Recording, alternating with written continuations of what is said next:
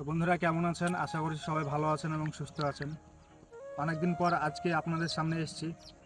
তো মাঝে কিছুদিন আমি আপনাদের সামনে ভিডিও নিয়ে আসতে পারিনি, তার কারণ ছিল, কারণটি অবশ্য বিভিন্ন কাজে কর্মে ব্যস্ত ছিলাম, এর জন্য আমি আপনাদের সামনে ভিডিও নিয়ে আসতে পারিনি।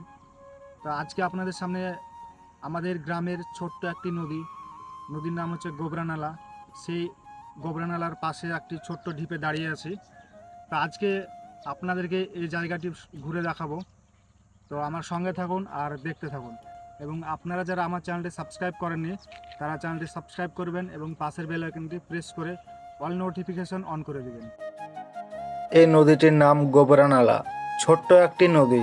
আমরা সকলে জানি যে নদী বেশ কয়েক রকমের হয়ে থাকে, যেমন বরফ গলা জলে পুষ্ট নদী, বৃষ্টির জলে পুষ্ট নদী ও জোয়ারের জলে পুষ্ট নদী। কিন্তু আমাদের এই ছোট্ট গোবরানালা নদীটি বৃষ্টির জলে পুষ্ট নদী।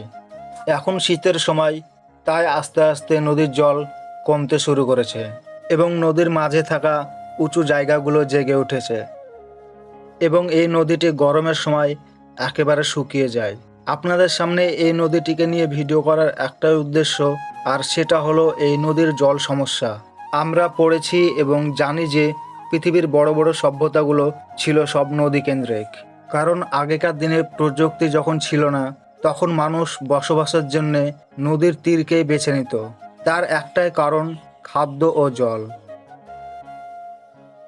তাই এই নদীও ব্যতিক্রম কিছু নয় এবং অতীতেও এই নদী তীরে বসবাস শুরু হয়, যার চিহ্ন আজও রয়ে গেছে। এবং গ্রামের বয়স্ক মানুষের মুখে শুনেছি যে এই নদীতে সারা বছর ভরপুর জল থাকত, কারণ এর সংযোগ ছিল ভাগীরথী নদীর সঙ্গে। বর্তমানে তা বিচ্ছিন্ন এবং এই নদীর সংস্কারের জন্যে উচ্চপদস্থ কর্মচারীরা এসে সমীক্ষা করে নদী সংস্করণের কথা ঘোষণাও করে, কিন্তু বিভিন্ন কারণে আজ কাজ বন্ধ হয়ে আছে। ফলে সমস্যার মুখে পড়তে হচ্ছে এখানকার স্থানীয় চাষি ও জেলেদের। এই বৎসর অর্থাৎ 2023 সালে অতি খরার ফলে নদীর জল শুকিয়ে যাওয়ায় পাট চাষে ভীষণভাবে ক্ষতিগ্রস্ত হয় চাষিরা এবং পাট পচানোর জন্য নদীর কাদার মধ্যে পাট ফেলে রাখতে হয়েছিল চাষিদের।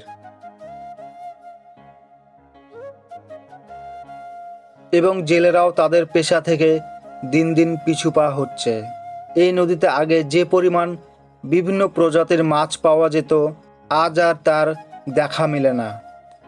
এইভাবে চলতে থাকলে হয়তো আরও সমস্যার সম্মুখীন হতে হবে আমাদের।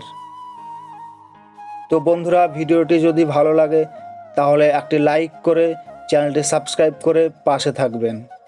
দেখা হবে আবার কোনো ভিডিওতে।